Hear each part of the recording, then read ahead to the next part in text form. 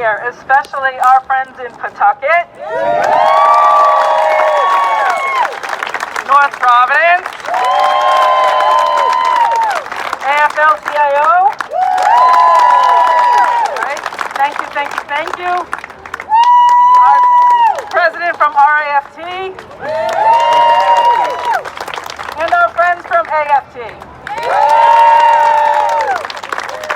All right. Thank you all very much. PT is so grateful for your support. So this is about more than negotiations, although that was what was said by the commissioner. This is not about negotiations.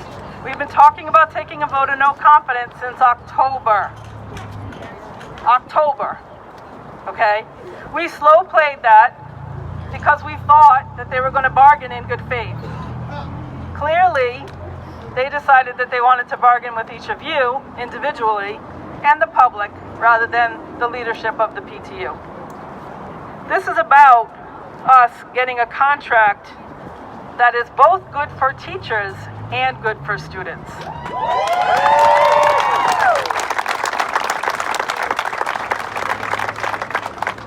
We need to get our schools to the schools that our students and our teachers deserve, because student learning conditions are teacher working conditions. This is about improving morale. This is the worst and lowest morale I have seen since we were all terminated.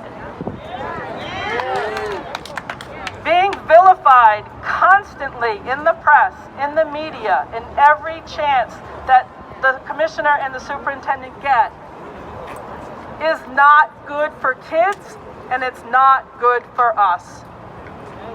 We deserve better. Last spring, we turned on a dime to provide quality public education for our students through distance learning. We had to learn new things in 5 days. We had to set up platforms that we were unfamiliar with in 5 days. Apparently, they have short-term memory loss. We returned to schools in September, full K-5 and hybrid 6 through 12, with not one piece of collaboration with the Providence Teachers Union, the people who are going to be providing the instruction for our children. We were the only district in the entire state of Rhode Island that did not collaborate with its teachers to get kids back in school. The only district. This is about PTU putting students, families, and the communities at the center of solutions during negotiations. We have student, family-focused solutions on the table in negotiations, and they've either been patently ignored or absolutely laughed at. Laughed at. That's not okay.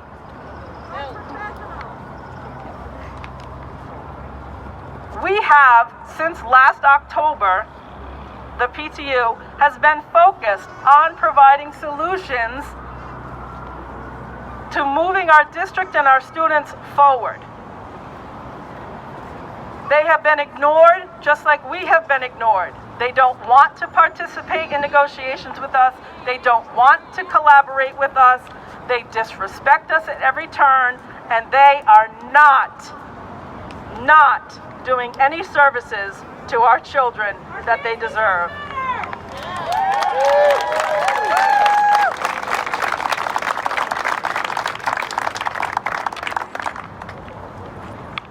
We want things that are good for our students.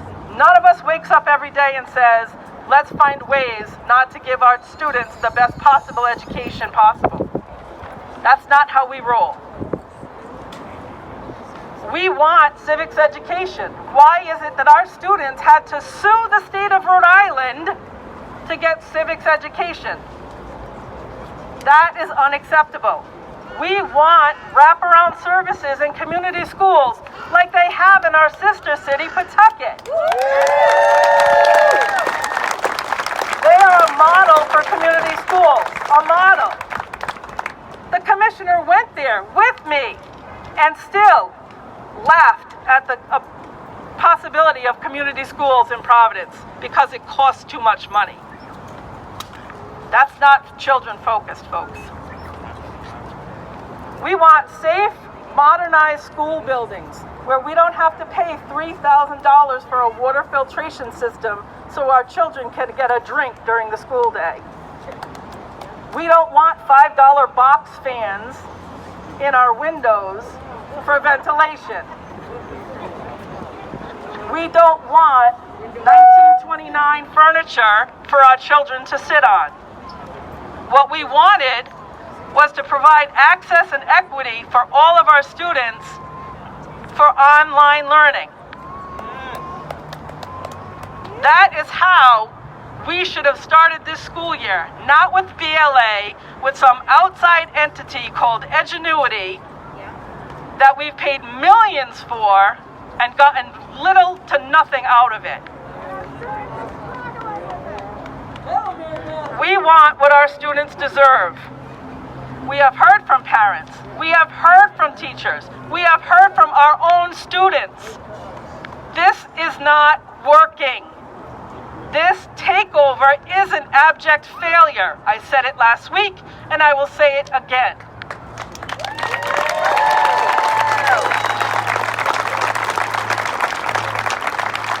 The goal of this takeover was to do nothing but divide this union, to pit us against the community, and to have control over our time, our thoughts, and our behavior from 6 in the morning till 10 o'clock at night. And if you think otherwise, you haven't been paying attention. So we're going to ask the General Assembly to listen to us and end this takeover, because no one is holding the commissioner and the superintendent accountable.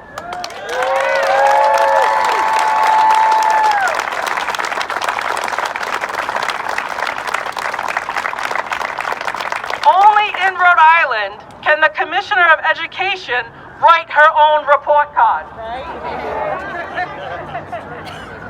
And guess what? It was glowing. I know you're all shocked by that. Only in Rhode Island can the commissioner outsource school nurse teachers who are required by law to a clinic from Alabama or Texas or wherever they're from, and hand over your children's records so that they can do research and they can have Medicare and Medicaid pay the bills. 2 of our teachers, our school nurse teachers, have been involuntarily transferred because they refused to sign a contract to be subcontractors with an outside for-profit clinic.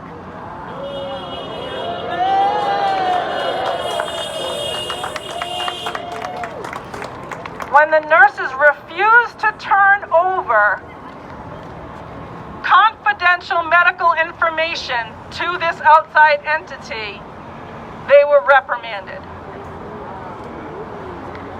Their schools, who supported them, brought teachers in to reprimand them for their tweets and their Facebook posts. That is not about students. That is about control. And money. And money. Where is the Medicaid money going to go for our students who are no longer receiving our school nurse teacher services? But we can spend millions of dollars on listening equipment, speakers, and cameras for your classroom from a company from Florida.